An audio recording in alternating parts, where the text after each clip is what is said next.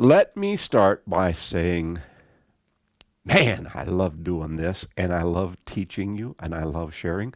But I went back over all the lessons and I'm not sure I've said it often enough to make it clear. What is the reason we are studying the Gospel of John today, but the stories of Jesus? John says it so clearly over and over and over again so that you can know for sure. You can be absolutely certain. And how can we know that it's true? How do we know that we can say it's certain? Because he said, I'll only tell you what I've seen and heard. Okay?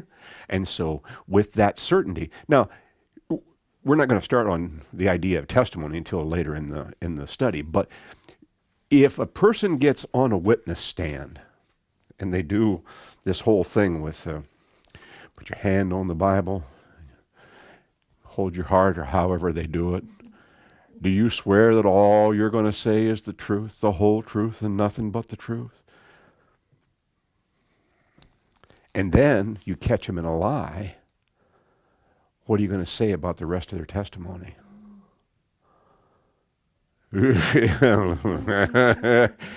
Forget you. The whole jury has checked out on you. They're not listening to you anymore. So, since John actually says, it's only what I've seen and heard, and then we catch him in a lie, or a misstatement, or an exaggeration, or what happens to his testimony?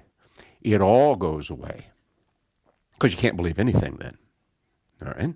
So we're going to be holding him to a very, very high standard, because if you remember, right at the end of our last lesson, it was the fifth miraculous sign. All right? That's in John 6, verses 16 to 21. They're 3.5 miles from shore, and when he steps in the boat, what happens? The most amazing thing. We know the story of him calming the storm, calming the winds and the waves. Be still. This isn't that particular story. What happens when they're 3.5 miles from shore and he steps in the boat? Remember? It was what? They end up in exactly the spot they were heading. Or they are transported from the middle of the lake. Remember we had the picture of the Galilee up here. They went from the middle of the lake, 3.5 miles, and instantly arrived at the place they had been heading. Scotty, beam me up, we said, okay? Boom, there we went, okay? So that was the fifth miraculous sign. In Hebrew thought, it takes 7 to make a perfect score, okay? When you're bowling, how many pins do you have to knock down to get a strike? There's only 10 pins in bowling. But if you leave one up, what's it called? You guys don't bowl? My goodness, am I the only bowler? It's a spare. You have to go back and you try again. So in bowling, it's 10 in order for you to get the value of the strike. In Hebrew thought, you have to get 7. So if we stop at number 5, it won't carry the same weight. So now we're going to go to number 6.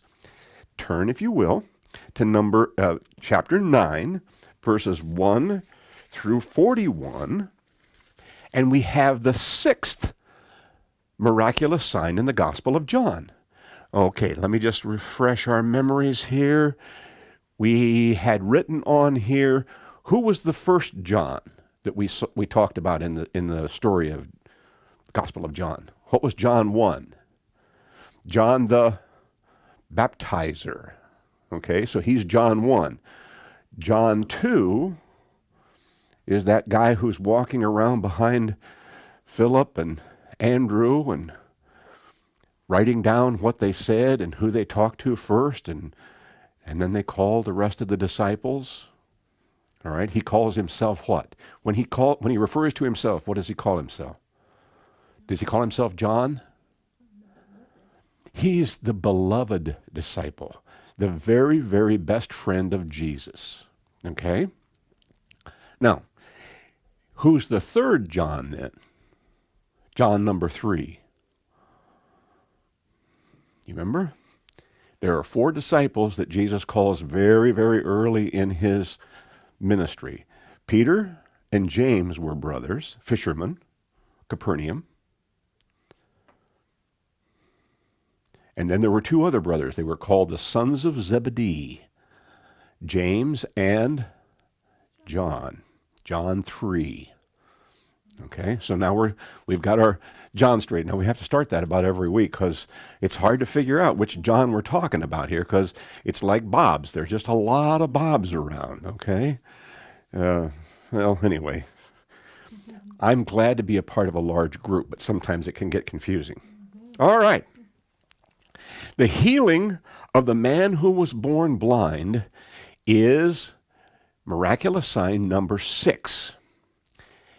And the reason why this is an amazing miracle is because, well all of them, is for that matter, we cannot reproduce any of the miraculous signs recorded in the Gospel of John today or at any other time in history.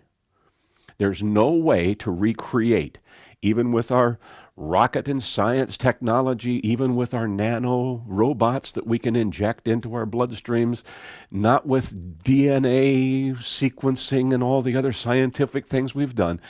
They cannot be reproduced. They are totally beyond, totally something else, what's happening. Okay? So here we have the story of a man. Well, I'll start at the beginning of it so that you can get the picture. As he went along, he saw a man blind from birth. His disciples asked him, "Rabbi, who sinned, this man or his parents, that he was born blind?" Okay, hidden questions inside of here. How did they happen to think he was sinful? Why did they think he was sinful? That's John chapter 9. Why did they think he was sinful?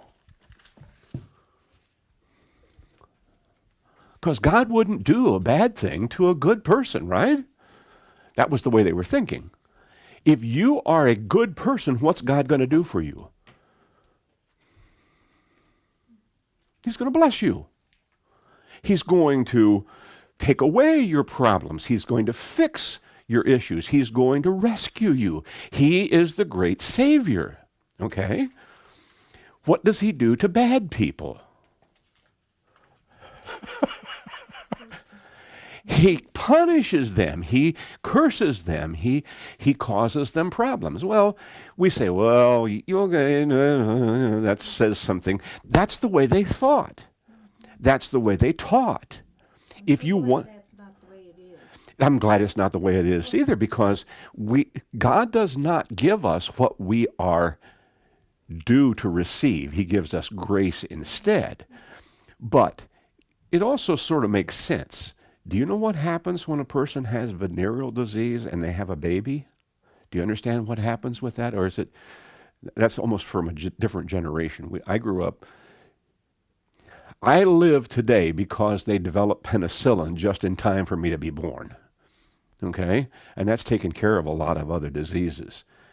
But when you had a baby, before that time, there was nothing you could do to stop that disease from infecting the child. Okay?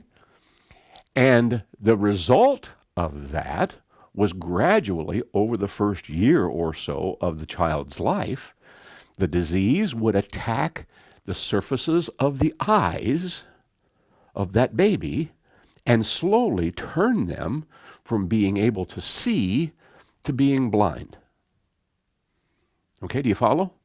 Syphilis, all the, sexually transmitted diseases. One of the results of that is a blind child. So now, and has been for years and years and years, decades now, every child that's born gets drops in their eyes. As soon as they arrive in this world, they get drops in their eyes to stop the effect, to eliminate the possibility of that child going blind from disease. Well, in one sense, you say, well, if the parents were sinful and they were very promiscuous, you can see how they would say, well, this is a judgment upon their sin. Jesus said, no, no, no, no, no. No, God's bigger than that. He's got bigger plans than that. Okay, so here we go. Who sinned, this man or his parents, that he was born blind? Oh, another question. Got a question. How do you know if a child can see when they're born? Is there a vision test you can give them? Oh, no vision test. Because how can they tell you whether or not they can see you? You can take your finger and you can move it back and forth. But little babies don't even follow that. They don't have the coordination they don't have what they call bifocal vision. They can't move their eyes together, and it has to develop over time. So how do they know if the baby was able to see or he was blind at birth? He was blind from birth. How do you know? Peter didn't have eyes. There you go. He didn't have the equipment to see. You follow? To me, that's very, very important. In fact, I do a little sermon. Maybe someday I'll get a chance to do it for you. It's called The Boy with the Misshapen Eyes. And I become, pretending, the boy who spent most of his life not being able to see and being made fun of because he didn't have the equipment to be able to see. All right, now we've got that. All right. Neither this man nor his parents sinned, Jesus said. This happened so that the work of God might be displayed in his life. As long as it is day, we must do the work of him who sent me. Night is coming, no one can work. While I'm in the world, I am the light of the world. Okay, very important. Having said this, he spit on the ground, made some mud with saliva, and put it on the man's eyes. Go, he told him, wash in the pool of Siloam. This is the word sent. And so the man went and washed and came home seeing. Now, the pool of Siloam is in Jerusalem. The pool of Siloam is somewhere over in this area, down in that valley, down in the low part, down in here. And Jesus sent him to wash the mud off of his face. This is the only miracle where Jesus actually applies something on the face. From my vantage point, I'm going to just tell you the way I see it. He was in the process of making new eyes, and this kind of covered up the miracle until all of a sudden, when it washed away, there he was with a brand new set of eyes. Now, the reason that's a miracle is not only because we cannot reproduce eyes, we cannot transplant eyes. We can transplant livers and we can transplant hearts, but up to this point, we can't transplant eyes. Why not? What's the reason we can't transplant eyes? Because then you'd have a brown one and a blue one? No. You can't connect the optic nerve. The optic nerve cannot be reconnected. It won't regrow itself back. In fact, they try very hard when they have newborn infants.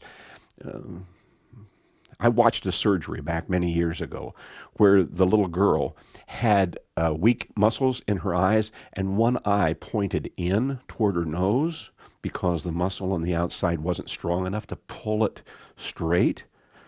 And so very early, they went in her life, they went in and shortened up that muscle by about 1/4 of an inch, shortened it up, and as soon as they finished the operation and she opened her eyes, they were straight. Now, the reason they do that is because your brain has to tell the optic nerve on a two-way communication that it's receiving the sensations of light. The optic nerve grows in its resilience, its effectiveness as it's used.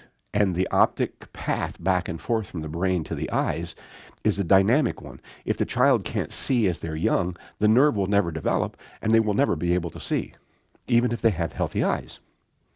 Okay? It's just one of those things. The nerve grows to accommodate. So here's a man who was born blind, who had no eyes, who had no optic nerve, and he walks back and says, "Here now I can see." Now, the reason why that's an amazing miracle is that they test every single part of the miracle to make sure that it was true. If you notice, that's 41 verses in that story. That's a long story. And they bring, the temple officials bring the man in and investigate him. Are you really the guy that we've been watching all these years, blind along the pathway to the temple? Yes, I am. You can see I am. I am the same person. You've given me money. You have made donations to me. Then how is it that now you can see? Okay? Well, it was an investigation. It was like Perry Mason, putting him on the witness stand and cross-examining him and bringing in all the prosecuting attorneys and going, "Now are you really the guy we've been watching for all these years who was born blind? You know, you're cursed by God. You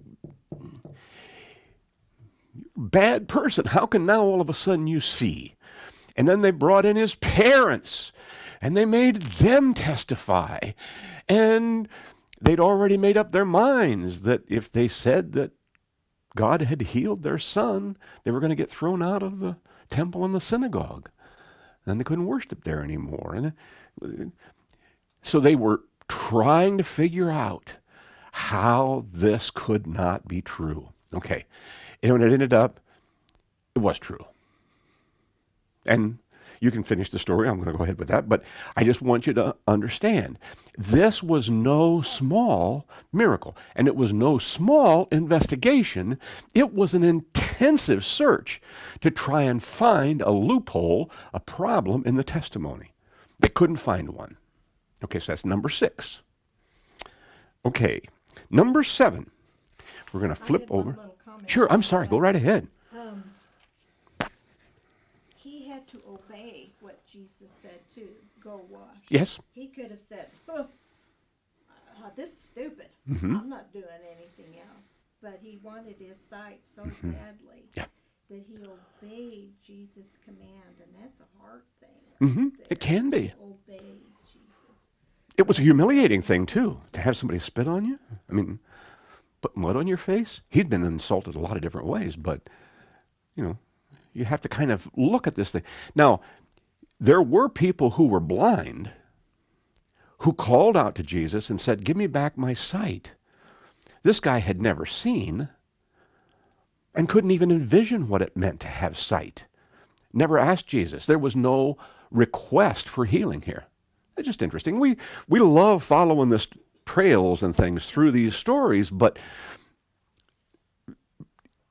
we have to keep looking at how I want to make sure we get all of the miracles in here and get the whole package. Okay, number 7, you have to jump to chapter 11.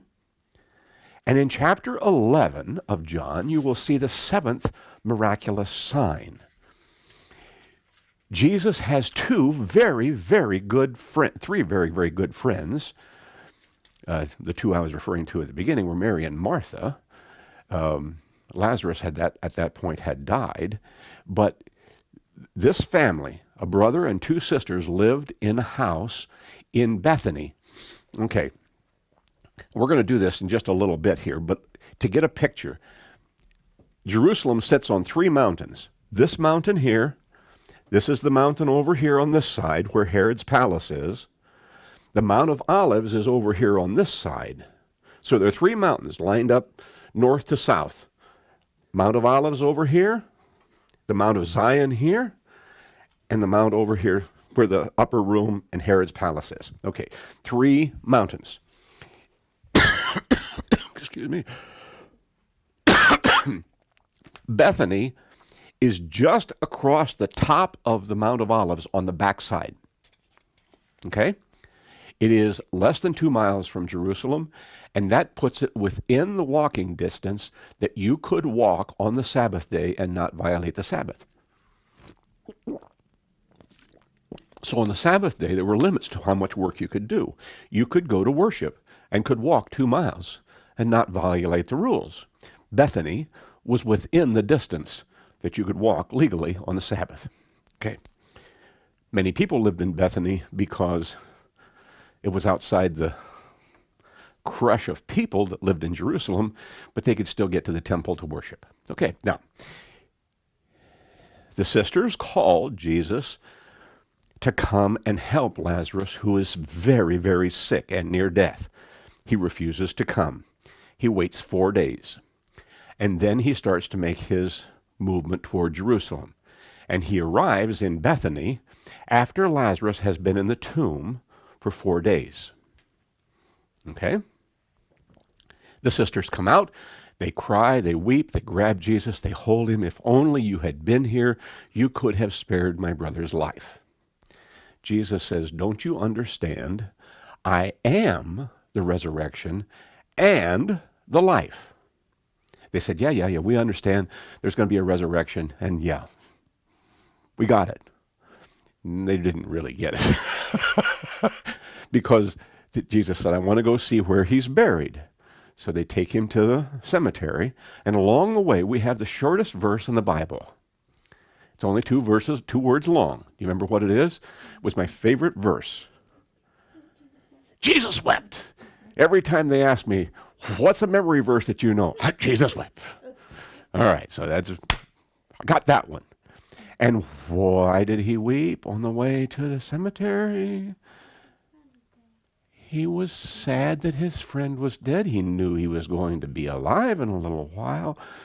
Or was he just sad that people hadn't believed who he was? I'm not sure. It could have been a combination of all of those things. It could have been that he was actually thinking about his own death. There you go. It's only going to be 7 days later. It's not that far. He's come to Jerusalem to be killed. Okay. Anyway, putting those big questions aside, he came to Bethany. He comes to the tomb. There are literally thousands of people in Bethany grieving with Mary and Martha. Why? Why do you suppose? They were sad that a very, very good, godly, wonderful man had died. He was a friend of all the people who came to the temple. He was a fixture in the temple area in worship. Lazarus was a very godly man. And they were all sad that he had died so suddenly. So they were there grieving. In Jewish tradition, the grieving takes a long time. When you sit Shiva, it's a long duration of weeping and grieving and mourning. Okay, so they went to the cemetery. Jesus asked them to take the stone away from the opening of the tomb over the objections of his sisters. It's been 4 days in this heat with no embalming, no preservation, no casket, no anything. That's going to be a very unpleasant experience. I want you to understand, I'm not trying to be morbid, but after 4 days, there was absolutely not one cell of his body that wasn't decayed. Not only was he no longer living, his entire body had begun to break down into its elements. All right? The process of decay. He had actually raised a young man on his way to the cemetery who had been dead less than 24 hours. His body wasn't decaying. I mean, he returned the young man back to his mother, who was a widow. That's in Luke, okay? And he had raised the young girl, the daughter of Jairus, who had just died moments earlier. And of course, her body hadn't decayed because she had just died. And he resurrected her back to life. But this is the third time now. And this is 4 days afterwards. So everybody knows what happens to the body after 4 days in the Jerusalem type heat. All right? He opens the tomb, surrounded by all of the officials in Jerusalem. Not only was he a famous man, not only did he have a whole crowd of people who had followed him to Bethany, because he was coming for the festival. I mean, this was a very, very big deal. It's his third trip to Jerusalem for the Passover. And not only was his crowd big, but the crowd of people who were mourning Lazarus was also huge. And so it was like, well, almost like the carnival had come to town or something. Everybody was going to see what was going to happen. So they come out to the cemetery. They're standing all around, and Jesus simply prays a simple prayer. And then he says, Lazarus, come out. And out of the tomb walks Lazarus, still wrapped in the grave clothes. And Jesus said, loose him and set him free. Now, if you think they're going to investigate a man who was born blind and suddenly gets eyes, what are they going to do with this guy named Lazarus? Immediately, as soon as he is resurrected from the dead, they schedule a party for everybody. It's gonna be big. And everybody who has ever known Lazarus is going to come to see if it's actually the same guy. All right?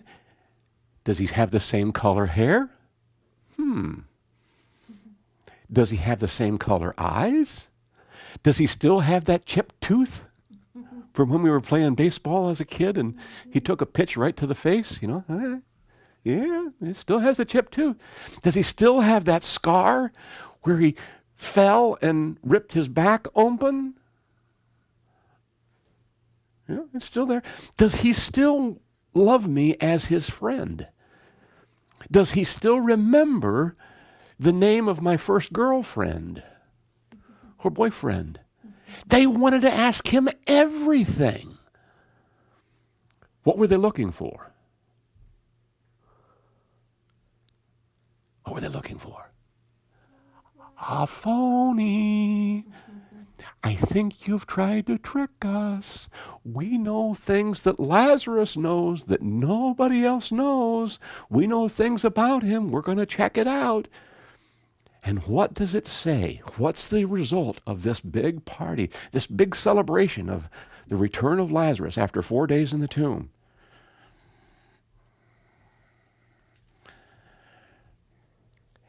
And they met and decided at the house of Caiaphas that one man had to die so the whole nation wouldn't perish. And in verse 10 of chapter 12, so the chief priests made plans to kill Lazarus as well.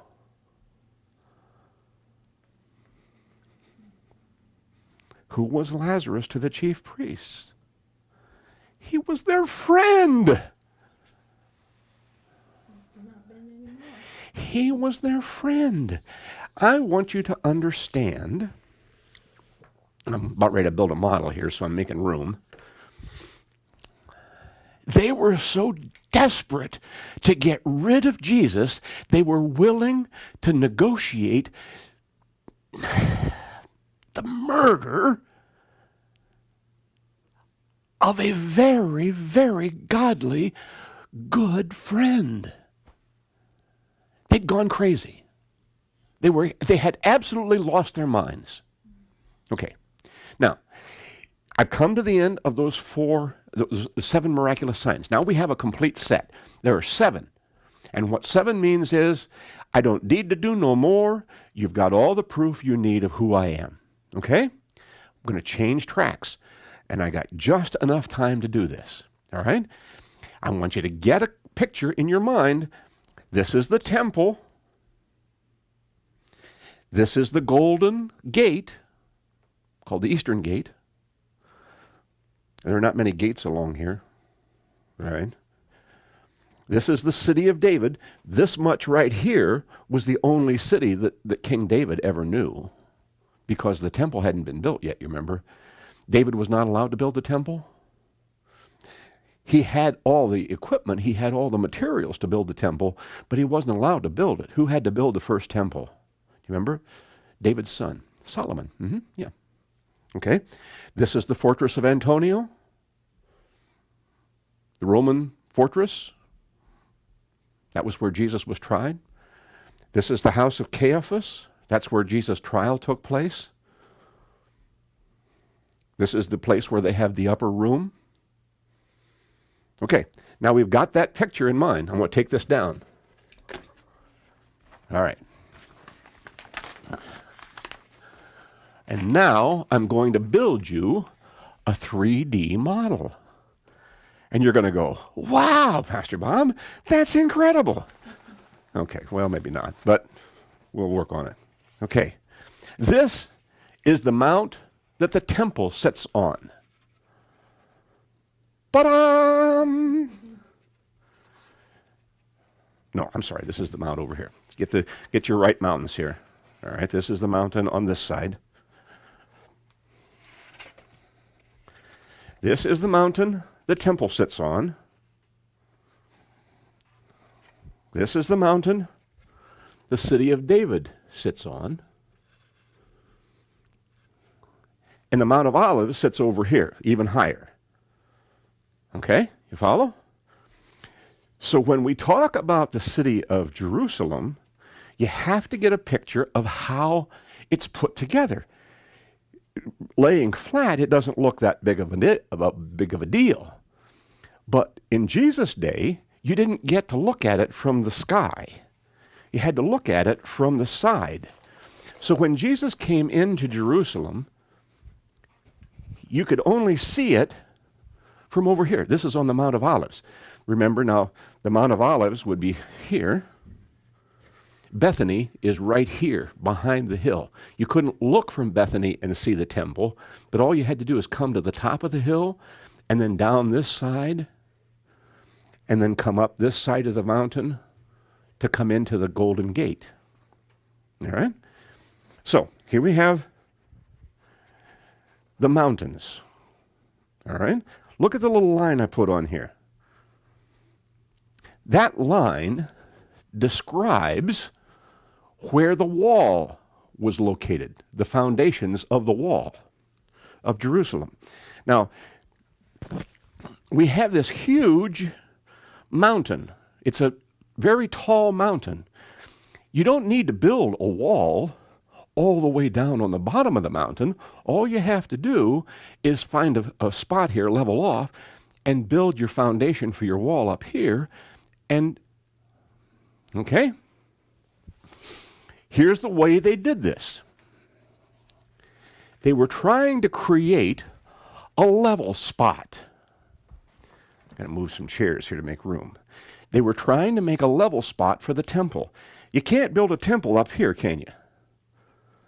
There's no place for it. There's no way you can build a temple up here because it was just teeter off and fall. So what they did is they made a platform. Okay? Actually, the platform is just like this. And only the tip top of the mountain shows through the platform. This little spot right there, see the temple down here on the gate? That little spot right there is about the only place that still sticks through the platform they built. Now, you have all this whole area that people can walk around on. There are all these places where they can gather, they can have their worship services, but only the top of the mountain right there is the only place, and that's inside the temple itself. And inside the temple, there is a place called the Holy of Holies. And that's where they set the Ark of the Covenant, on the mountain itself, right on the pinnacle of the mountain, right there, is inside the temple. And that's where the Holy of Holies sits. So this down here is at a lower level. This is a citadel. Do you know, you have the concept of what a citadel is? You know what a citadel is? It is a mountain fortress so high and so well protected that nobody can attack it and nobody can overtake it. The city of David is protected by this wall, but notice this little tunnel I have marked here.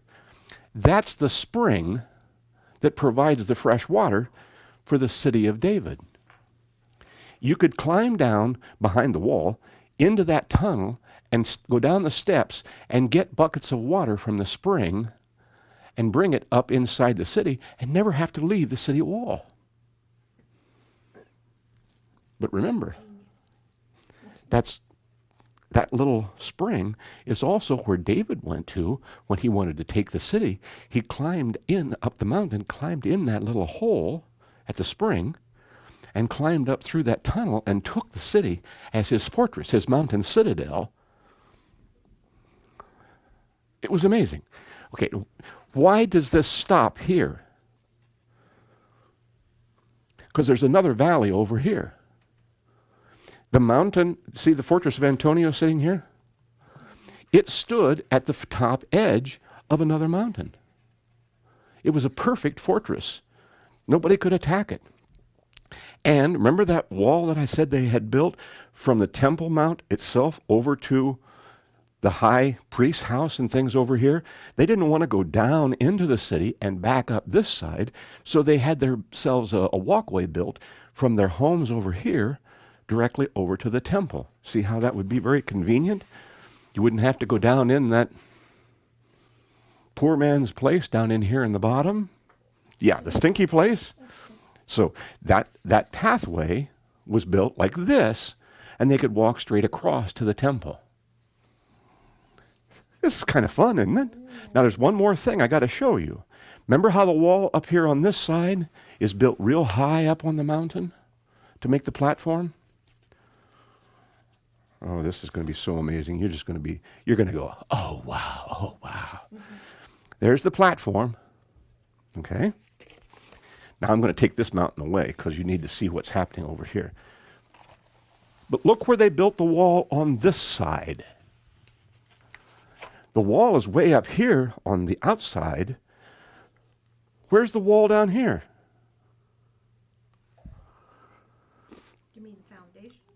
Of the wall of the temple compound, the wall that supports this platform. All the way down there. If you wanted to measure it, it would be almost 12 stories high, 120 feet, from the bottom all the way up to the foundation of this platform. It was a huge, huge wall. Herod the Great built this platform. He built that temple. He created this mount, this flat spot up on here. And he made this wall so high that the temple looked almost like it was floating in the sky above the city. It was incredible to look at it from this side. And the blocks of stone are so big that they literally had to make circular wheels 6-8 feet tall with a hole in the middle so that the stone could have a wheel on each end, and they rolled the stones to the temple compound and set them in place. There's no mortar between the stones. They are so perfectly machined that they fit right on top of each other, perfectly flat. And every stone has a 2.5-inch border all the way around it. It was like Herod the Great was literally signing his autograph on every stone.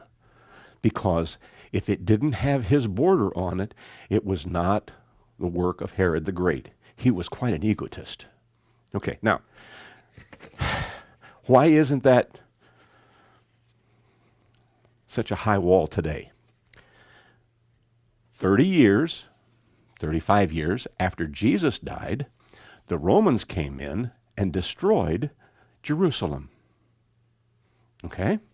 There was a revolt in Jerusalem. The Romans didn't like it very much, that they didn't want to be a part of Rome. And when they came in, they said, you know, that temple is what the problem is. If we destroy the temple, then nobody will ever want to come here and do this again. So they came to this point in the, okay, that's where the platform is, just enough of the mountain sticking out. Okay?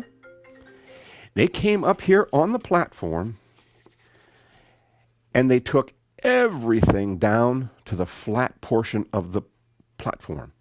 They didn't take down the wall over here. They didn't take down the wall over here.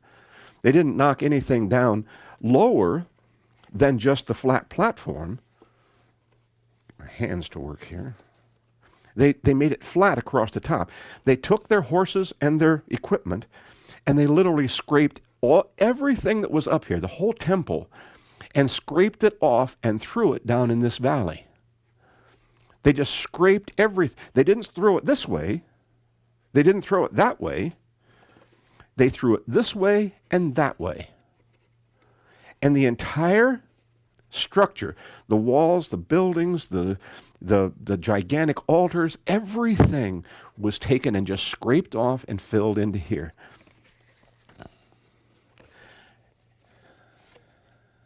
They filled it halfway up. The valley had so much junk thrown down in here from all the buildings that were up in here that now the level of the platform is here instead of where it was down here. 75 to 80 feet of rubble from the temple are now down in this valley. And when you see pictures of the temple compound, they call it the Wailing Wall, it's the Western Wall, all you're seeing is just this much of that great wall that at one time held the temple up here on top. So this is the city of Jerusalem in 3D, okay? So when they threw that off, it messed this walkway up from... They actually here. buried this walkway. Yeah, it would have been underneath. Mm-hmm. Wow. Yep.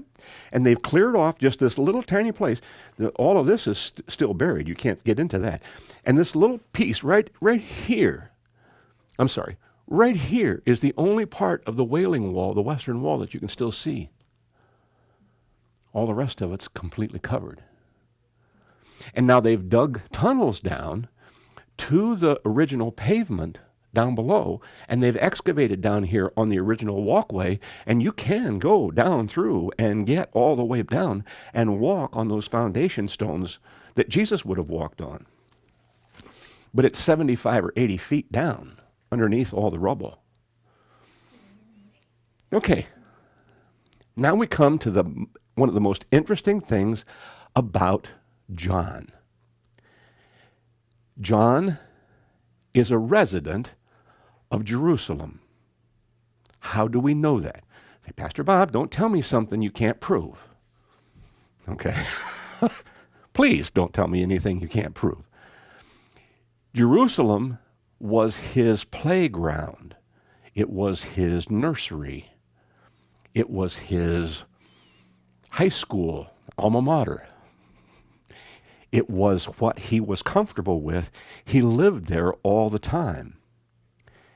And when he started to follow Jesus, John, number 2, the beloved disciple, realized that he was going to have to spend some time in Galilee following Jesus.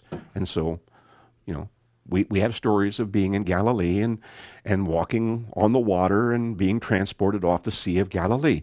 But a lot of what happens in the story of John happens right here in this place. So let's walk backwards, if we can, through some of the places that only John could take the people. All right? Now, let's just start. Let's go to 5:1. Jesus is going to heal the man who has been sick for 38 years at the pool of Bethsaida. Where's the pool of Bethsaida? The temple's here. The city of David is here. Herod's palace and Caiaphas' house is over here. The pool of Bethsaida is right here. See how far down it is from the temple? It's way down in here in the valley. Now, I'm going to just share this with you because we don't often talk about church history and church tradition.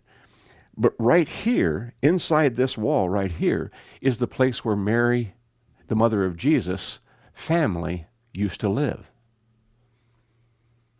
It's called the Church of St. Anne, or Anna. Remember, Mary's family was from the priestly tradition. And he was a priest in Jerusalem, and they lived right here. Now, did Mary spend all of her time in Jerusalem? She could have growing up, but she married Joseph and lived in Nazareth for her after Jesus was conceived. But she was a resident of Jerusalem herself, and the pool of Bethsaida was right next to her house. And it was down in a very low cavity. And it was sort of shadowed and cool down in there so that they could have a comfortable place to hang out until the pool was moved and there were things done, okay? So people would come into the city, they would give their alms to the poor or the invalid down here, and then they would climb their way up on the top of the mountain to worship in the temple, okay? So that's where they were, the pool of Bethsaida. On 7:10, Jesus is in a long discourse. And I'm going to do this if I can. Don't think I'm moving mountains. I'm just moving the cardboard, all right? If you think about the temple compound and where it is, all across the southern end of the temple compound, this line that I've drawn, it's called the Colonnades of Solomon, Solomon's Colonnades. And it's all the way across the south end of the temple compound. It's a covered building. It's got huge columns. It's a gigantic building, a big structure. And the Sanhedrin have their Supreme Court meetings in this end of it right here. So every time the Sanhedrin, you hear in Gospel of John, that the chief priests are having their conference and they're trying to decide. Remember when they were discussing if they were going to kill Jesus and if they're going to have to kill Lazarus too? This is where those decisions were made.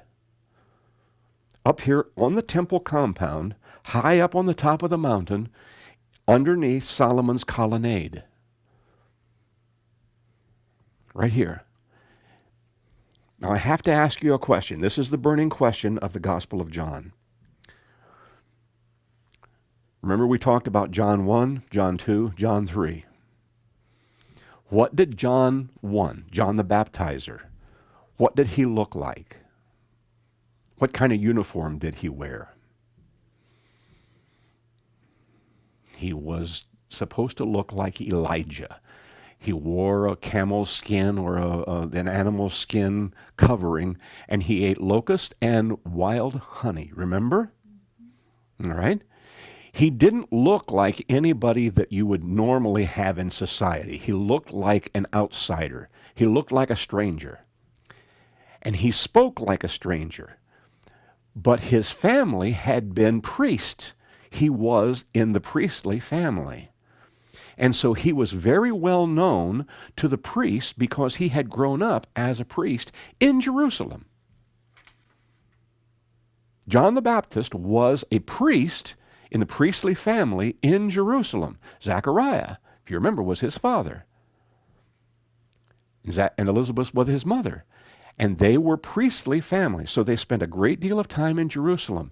He was well known in Jerusalem. And when he was baptizing over here on the other side of the Jordan, all the people in Jerusalem who knew him were going out of the city to go listen to him and listen to him preach. Okay, now I have to have you use your imagination. I want you to imagine what it must have looked like to have a priest. Do you have any picture of what it must have been? Very fine robes, very, very nicely woven, beautiful colors, all of the trinkets and all of the jewelry that go along with the office of priest. How would you know he was a priest if he didn't dress like a priest? Okay? You knew when the priest showed up on the bank of the Jordan River because they were dressed like priests to investigate him. All right, what did it look like to be a fisherman from Galilee?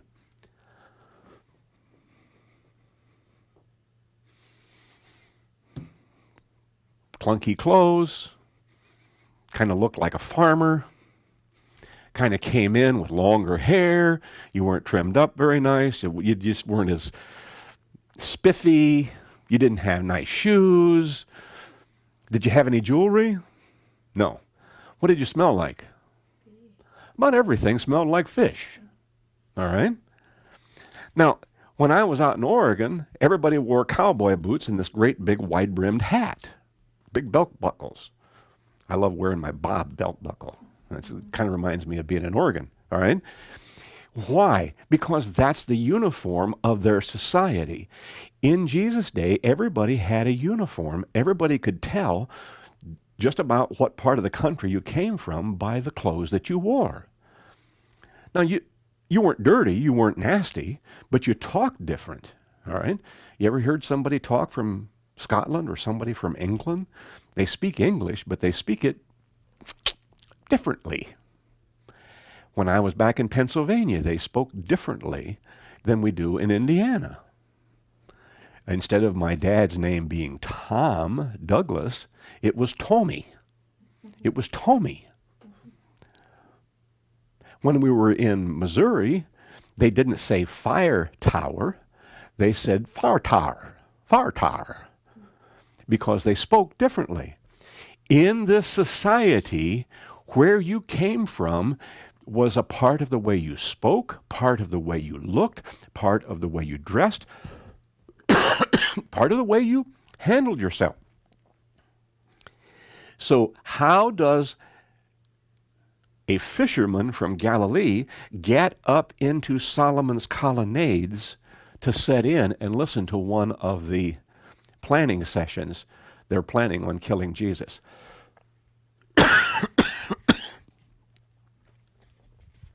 If he was one of the apostles from Capernaum that had been a son of Zebedee, could he have been there?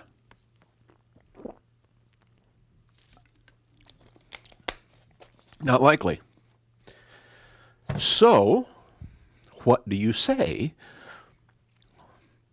Can we still say, I've only told you what I've seen and heard. I've been in these discussions. I listened to them discussing. I know who said what. John is actually telling you what person said what part of the thing that was being planned as a first-person testimony.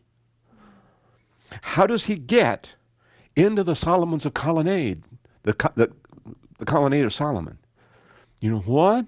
He grew up there. He was a priestly family. He was in the family of the high priest.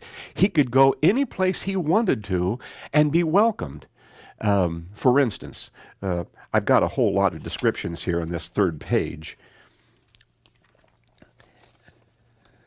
If you look at all the different places where Jesus was, let's walk backwards. He is arrested down here at the Garden of Gethsemane, remember? John actually tells us the name of the servant who had his ear cut off when Peter grabbed his sword and lunged at him. Why would it be important that in the Gospel of John he is called Malchus?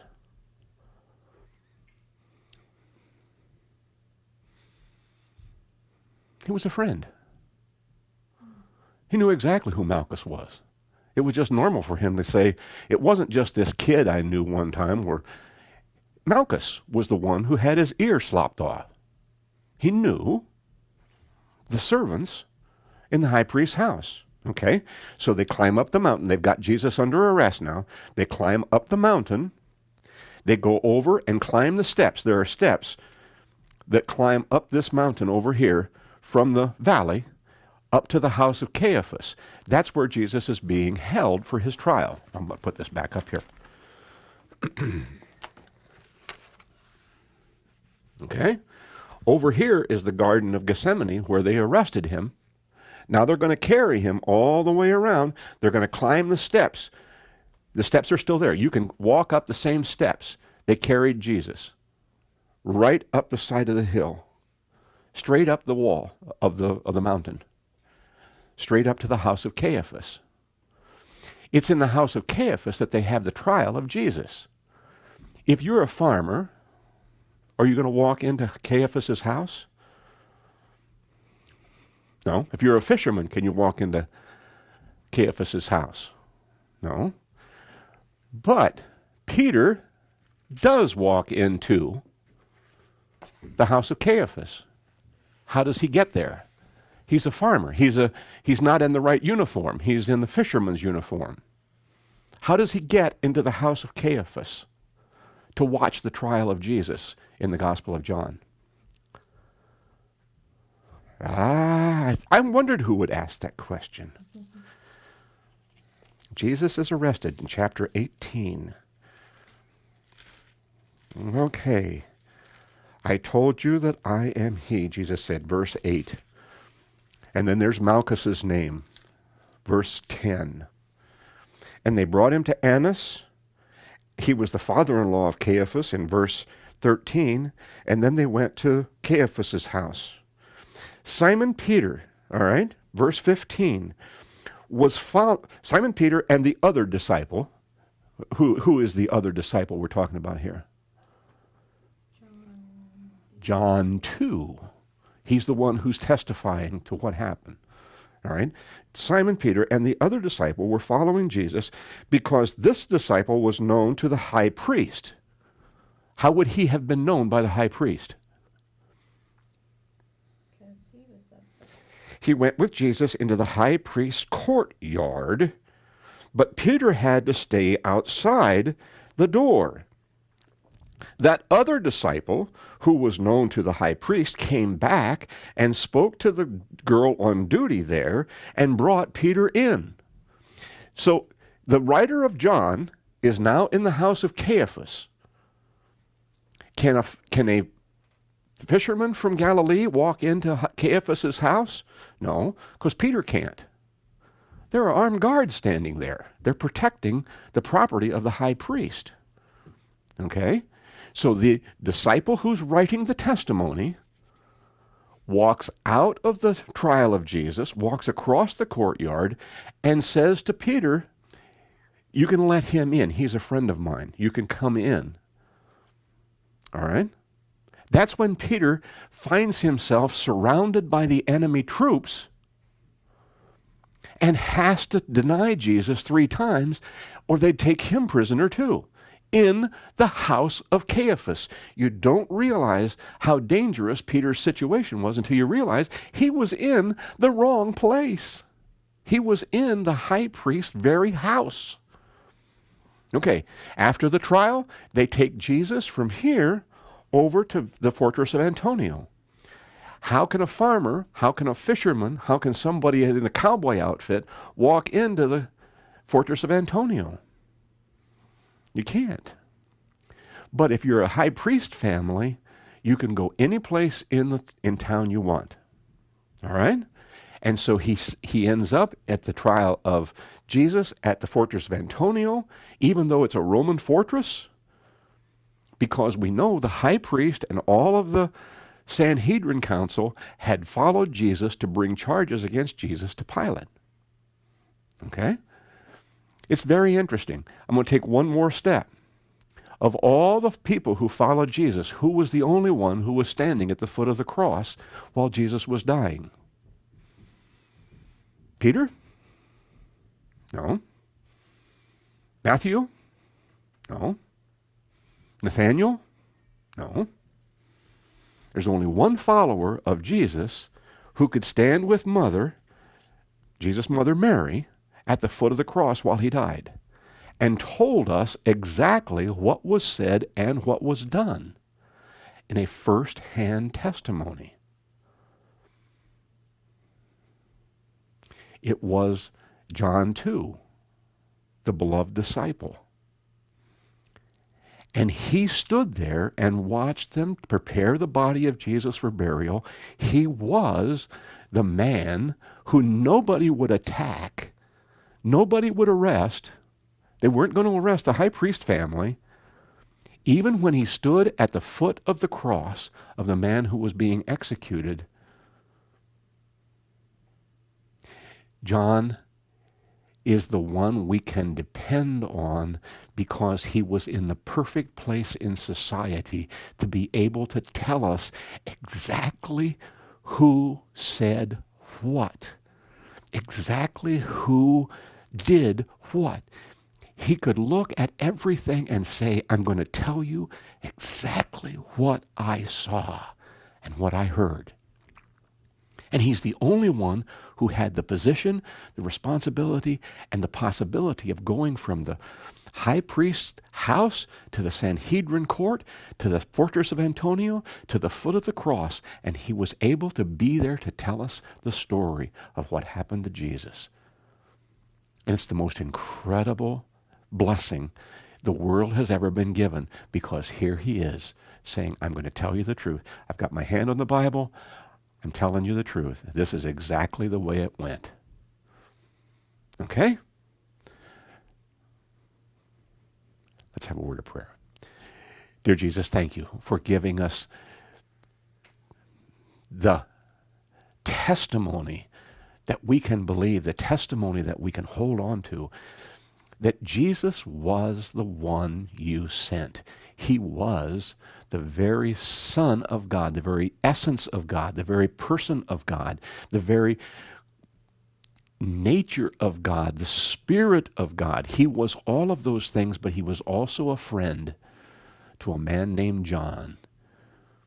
And as his very best friend in all the world, he had to tell us the story of what he had seen and what he'd heard from his friend Jesus, so that we could know for sure. Thank you, Lord, for giving us that testimony, that assurance. Amen.